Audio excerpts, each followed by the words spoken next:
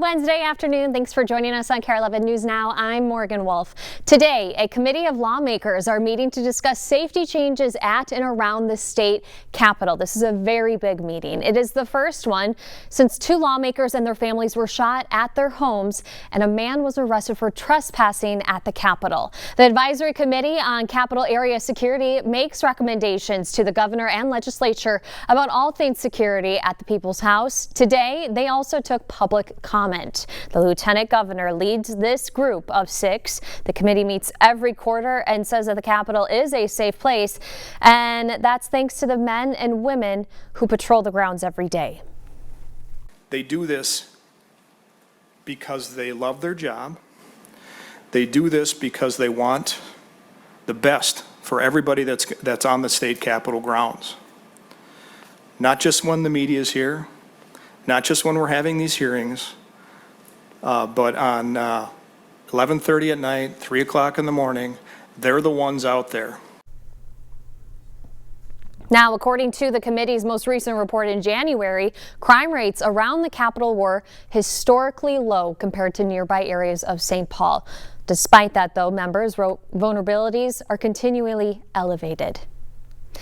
Happening right now, parts of the Carolinas are taking cover right now. North Carolina is under a state of emergency, expecting to see conditions from Hurricane Kare roll in soon. This is a live look from Myrtle Beach in South Carolina, where you can see the massive waves rolling up to shore. Millions of people actually up and down the East Coast are already feeling the impacts of Hurricane Kare. You can see these sand dunes being built on Pea Island in North Carolina, all from those winds. It's the first hurricane of this season, and it is a big one, a Category 2 storm with winds of 100 miles an hour. NBC's Aaron Gilchrist is keeping a close eye on the impacts from Kill Devil Hills, North Carolina. We still have several hours before we see the main impacts from Hurricane Kare here on the Outer Banks of North Carolina. I want you to see some of the work that's happening to try to get ahead of this storm. You can see some heavy equipment on Highway 12 here on Hatteras Island. These guys are moving sand from one side of the road over to the other. They're trying to reinforce the dunes along this main roadway that runs along the island here. There's already been some overwash, water coming from the ocean over the dunes toward Highway 12, and these guys are trying to get more sand onto those dunes to be ready for really what will be the core part of this storm. We know that when the worst of it hits, we expect that there could be a storm surge and wave action sort of combining here. A storm surge of 2 to 4 feet impacting the island here, and also waves that could reach 15 to 20 feet in some cases at the worst part of the impact from Hurricane Kare. And so getting these dunes reinforced is really a way to keep this road from washing out, and doing it early gives these crews an opportunity to also be able to come back and not have as much damage done already, because they know that there are going to be portions of this road that will wash out.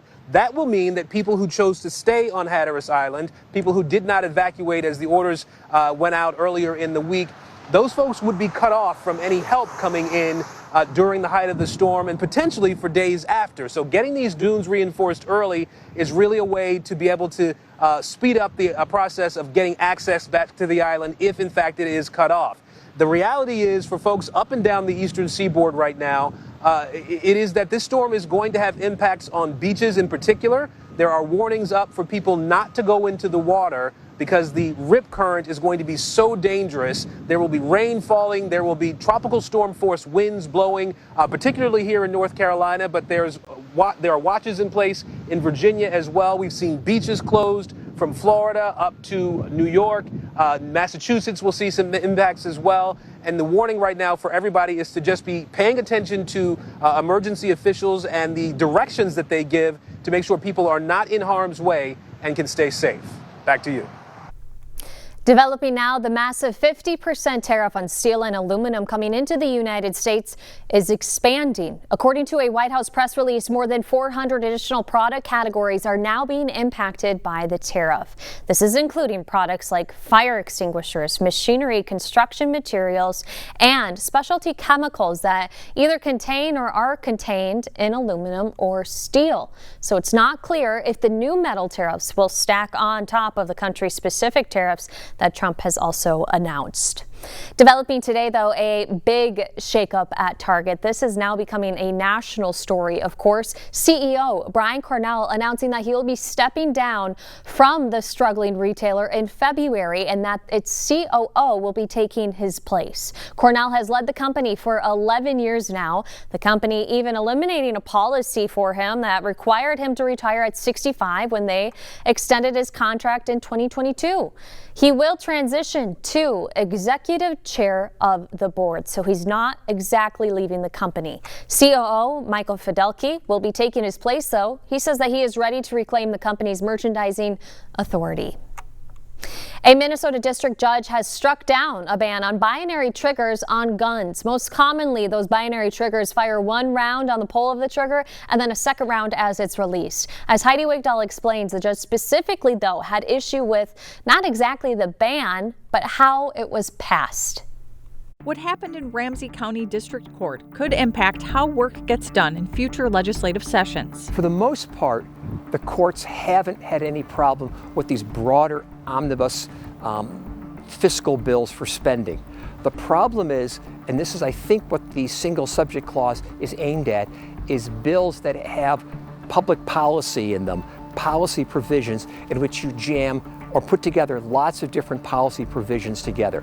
So if we can make a distinction between omnibus finance bills and policy bills, what the court said is that that a omnibus policy bill violates the state constitution's single subject rule. The single subject and title clause of the Minnesota Constitution says that no law can embrace more than one subject, and the subject must be expressed in the law's title. The bill that was put in was a big policy bill which included lots of different provisions. It included something about guns. It included something about a whole range of different topics. And if you actually looked at the title of the bill was over a page long to try to make it sound like all this stuff was linked together.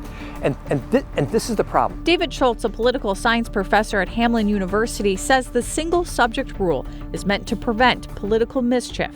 He says if Attorney General Keith Ellison appeals the court's decision, there's a chance a higher court could invalidate the entire legislation that was adopted. The judge's decision could also lead to more groups challenging different parts of the bill. The judge effectively invited that by saying that he can only invalidate this provision, but there may be other provisions that could be invalidated if other groups were to bring a case.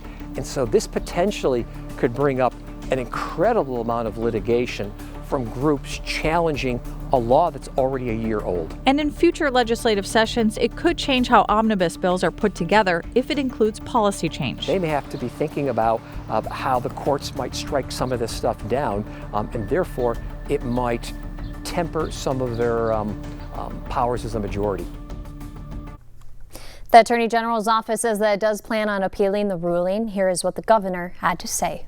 I strongly disagree with this decision, both on the binary triggers, and I think there's a broader discussion around single issue legislation. This is not a new discussion in Minnesota about single issue legislation, but I just think the reality, especially when you've done it long enough, becomes very difficult to pass 10,000 separate bills on separate issues.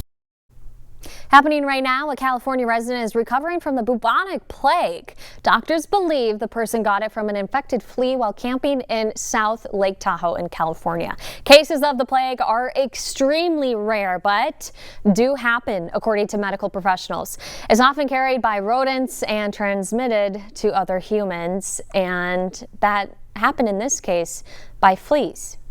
So this person was camping in an area in South Lake Tahoe and was bitten, likely by a flea. A lot of the symptoms are very common: nausea, vomiting, muscle aches, a bite that they may have noticed. It's treated with antibiotics and it's early identification.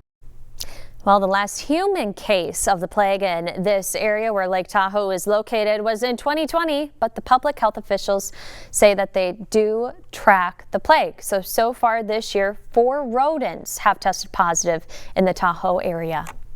For the first time, a local sheriff is opening up about a skull found in a western Wisconsin ravine nearly 25 years ago. Now we know new DNA and genetic testing confirmed that it is a woman named Alice Peterson who lived in Stillwater. St. Croix County Sheriff Scott Knutson says that the Boy Scouts found this on a hike, and they found it actually in a garbage bag. So new documents say that it had been severed post-mortem with a handsaw. Police are searching a Maplewood cemetery where Peterson's family says that she was cremated after dying from an aneurysm in the hospital 15 months before her skull was found. Will this sit with you? This is bothersome, and to know that we may never have the full answers. That we may never be able to tell Alice's family, hey, here's what happened.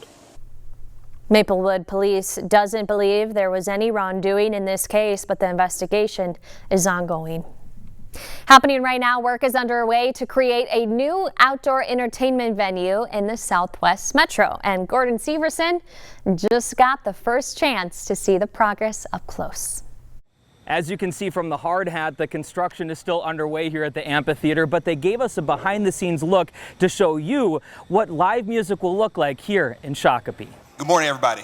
Though the construction site is still mostly dirt and concrete, the vision of the new outdoor amphitheater in Shakopee is taking shape. We're bringing our great music fans a world-class, large outdoor venue they can be proud to call their own. Live Nation says the 19,000-seat amphitheater will create around 700 new jobs. An Oxford economic study suggests the venue will bring more than $138 million into the local economy. Nearly half of it spent at local restaurants, hotels, and shops. We've done hospitality well down here for decades.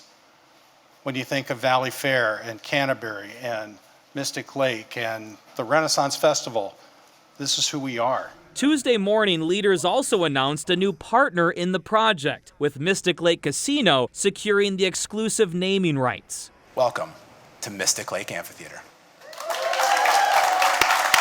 This marks the second local casino that has secured naming rights for a major entertainment venue in recent months. The Mille Lacs Band of Ojibwe recently signed a 14-year deal to turn the Xcel Energy Center into Grand Casino Arena. 3, 2, 1. There is also strong competition between live music venues in the Twin Cities, but local leaders argue there hasn't been a large outdoor venue in the market until now. Please join me in celebrating the next chapter of live music in Minnesota.